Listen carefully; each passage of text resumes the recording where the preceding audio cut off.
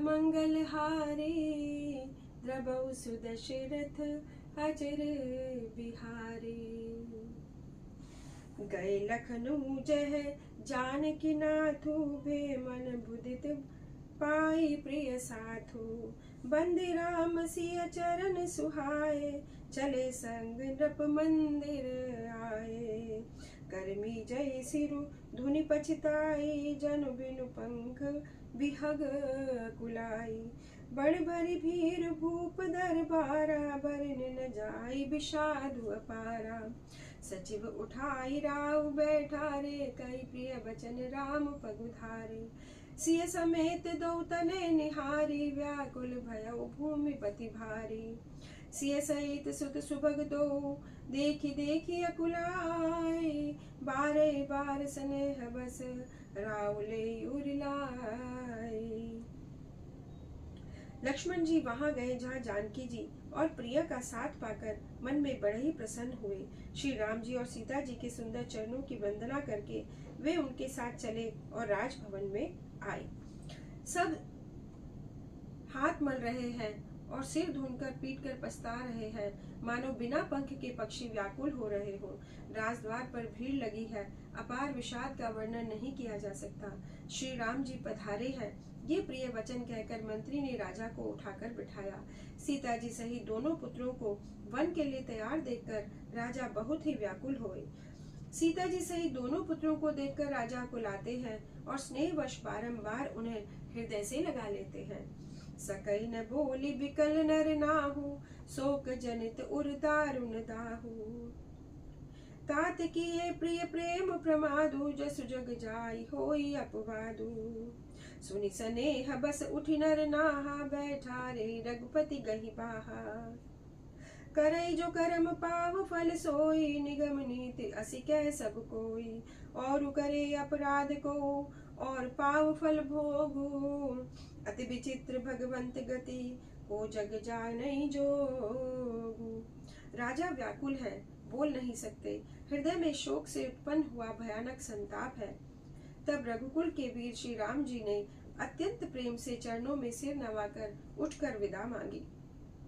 हे पिताजी, मुझे आशीर्वाद और आज्ञा दीजिए। यह सुनकर स्नेहवश राजा ने उठकर रघुनाथ जी को की बाह पकड़कर उन्हें बैठा लिया और कहा, हे तात सुनो, तुम्हारे लिए मुनि लोग कहते हैं कि श्री राम तो चराचर के स्वामी हैं। शुभ और अशुभ कर्मों के अनुसार ईश्वर हृदय में विचार कर फल देता है। जो कर्म करता है वही फल पाता है, ऐसी वेद की नीति है। यह सब कोई कहते हैं, किंतु इस अवसर पर तो इसके विपरीत हो रहा है। अपराध तो कोई और ही करता है और उसका फल कोई और भोग रहा है। भगवान की लीला बड़े ही विचित्र है, उसे जानने योग्य जगत में कौन है। राय राम राखन हित लागी बहुत उपाय किए छलु त्यागी। कही बन के दुख दुसे सुनाए सास ससुर पितु सुख समुझाए। और सब ऐसी समुझाई कई कई विपिन विपति अधिकाई। तुम कहो तो न दीन बनवासु करौ जो कहि ससुर गुर सासु। सिख शीतल हित मधुर मृदु सुनि सीतई न सुहानी। शरद चंद चंदिनी लगत जन चकही अकुलानी। राजा ने रामचंद्र जी को रखने के लिए छल छोड़कर बहुत से उपाय किए, पर जब उन्होंने धर्म धुरंधर धीर और बुद्धिमान राम जी का रूप देख लिया तो वे रहते हुए न जान पड़े। तब राजा ने सीता जी को हृदय से लगाया और उन्हें बहुत प्रकार से शिक्षा दी, परंतु सीता जी का मन रामचंद्र जी के चरणों में अनुरक्त है। फिर और सब लोगों ने वन में विपत्तियों की अधिकता बता बताकर सीता जी को समझाया। मंत्री सुमंत्र जी की पत्नी, वशिष्ठ जी की पत्नी अरुंधति तथा और भी चतुर स्त्रियों ने कोमल वाणी से उन्हें बहुत समझाया, लेकिन जो सीता जी के हृदय में कोमल सीख सुनने पर भी वह व्याकुल हो रही थी, मानो शरद ऋतु के चंद्रमा की चांदनी लगते ही चकोई व्याकुल हो उठी हो। सिय सकुच बस उतरे न देई सो सुनि तम की उठी कह कई। मुनिपट भूषण भाजन आनी आगे धरी बोली मृदुबानी। नपई प्राण प्रिय तुम रघुबीरा सील स्नेह न छाड़ई भीरा।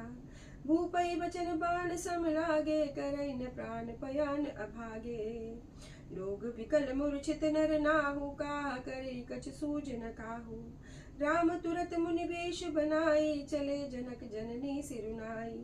सजीवन साजु समाजु सभी, बनिता बंधु समेत। बंदी विप्र गुरु चरण प्रभु, चली करी सबई अचेत। सीता जी संकोचवश उत्तर नहीं देती। इन बातों को सुनकर कैकेयी तमक कर उठी। उसने मुनियों के वस्त्र आभूषण और बर्तन लाकर रामचंद्र जी के आगे रख दिए और कोमल वाणी से बोली, हे रघुवीर, राजा को तुम प्राणों के समान प्रिय हो। प्रेम वश दुर्बल हृदय के राजा शील और स्नेह नहीं छोड़ेंगे। ऐसा विचार कर जो तुम्हें अच्छा लगे वही करो। माता की सीख सुनकर श्री रामचंद्र जी ने सुख पाया, परंतु राजा को ये वचन बाण के समान लगे। राजा मूर्छित हो गए। लोग व्याकुल है, किसी को कुछ सूझ नहीं पड़ता। श्री राम जी तुरंत मुनि का वेश बनाकर और माता पिता को सिर नवाकर चल दिए। वन का सब साज समाज सजकर श्री रामचंद्र जी, सीता जी और लक्ष्मण जी सहित ब्राह्मण और गुरु के चरणों की वंदना करके सबको अचेत करके चले। निकसी वशिष्ठ द्वार भय ठाड़े, देखे लोग बिरह दब दाड़े। जाचक दान मान संतोषे, मीत पुनीत प्रेम परितोषे। दासी दास बुलाई बहोरी, गुरई सौंपी बोले कर जोरी। सोई सब भांति मोर हितकारी, जैते रहे भुआल सुखारी। मातु सकल मोरे बिरह, जेहि न होय दुख दीन। सोई उपाव तुम करे सब, पुरजन परम प्रवीण। राजमहल से निकलकर श्री रामचंद्र जी वशिष्ठ जी के दरवाजे पर जा खड़े हुए और देखा सब लोग विरह की अग्नि में जल रहे हैं। उन्होंने प्रिय वचन कहकर सबको समझाया। गुरु जी से कहकर उन सबको वर्ष भर का भोजन दिया। आदर दान और विनय से उन्हें वश में कर लिया। फिर याचकों को दान और मान देकर संतुष्ट किया। फिर दास दासियों को बुलाकर उन्हें गुरु जी को सौंपकर हाथ जोड़कर बोले, हे गोसाई, इन सबकी माता पिता के समान देख रेख करते रहेगा। श्री राम जी बार बार हाथ जोड़कर सबको कोमल वाणी से कहते हैं कि मेरा सब प्रकार से हितकारी मित्र वही होगा जिसकी चेष्टा से महाराज सुखी रहें। हे परम चतुर पुरवासी सज्जनों, आप सब लोग वही उपाय कीजिए जिससे मेरी सब माताएं मेरे विरह के दुख से दुखी न हो। ए विधि राम सबई समुझावा, गुरुपद पद मुहर्षु सिरुनावा। गणपति गौरी गरी सुमनाए, चले असीस पाए रघुराए। गई मूर्छा तब भूपति जागे, बोले सुमंत्र कहन अस लागे। राम चले बन प्राण न जाहि, के सुख लागी रहत तन माही। एते कवन व्यथा बलवाना, जो तुक पाई तजई तन प्राणा। पुन धर धीर कई नर नाहु, ले रथु संग सखा तुम जाहु। सुट सुकुमार कुमार दो, जनक सुता सुकुमारी। रथ चढ़ाई दिखराय बनु, फिर गए दिन चारी। इस प्रकार श्री राम जी ने सबको समझाया। हर्षित होकर गुरु जी के चरण कमलों में सिर नवाया। गणेश जी, पार्वती जी और कैलाशपति महादेव जी को मनाकर तथा आशीर्वाद पाकर श्री रघुनाथ जी चले। श्री राम जी के चलते ही बड़ा भारी विषाद हो गया। नगर का हाहाकार सुना नहीं जाता। लंका में बुरे शगुन होने लगे।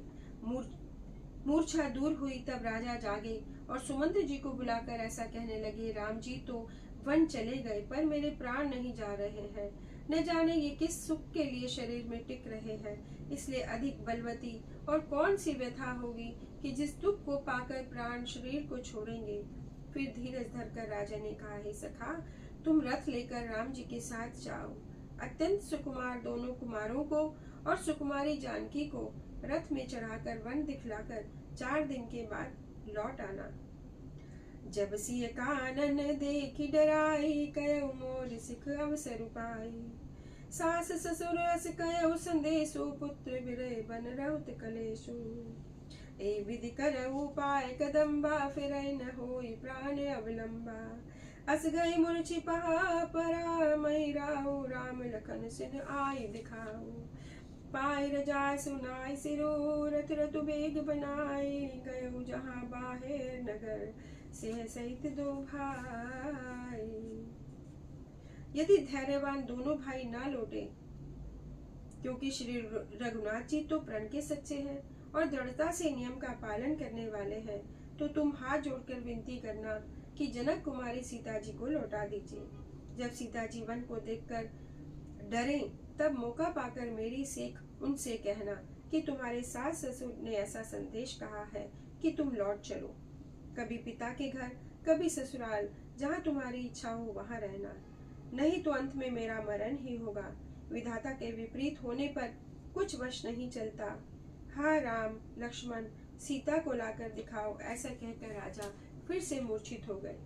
सुमंत्र जी राजा की आज्ञा पाकर सिर नवाकर और बहुत जल्दी रथ जुड़ाकर वहां गए जहां नगर के बाहर सीता जी सहित दोनों भाई थे।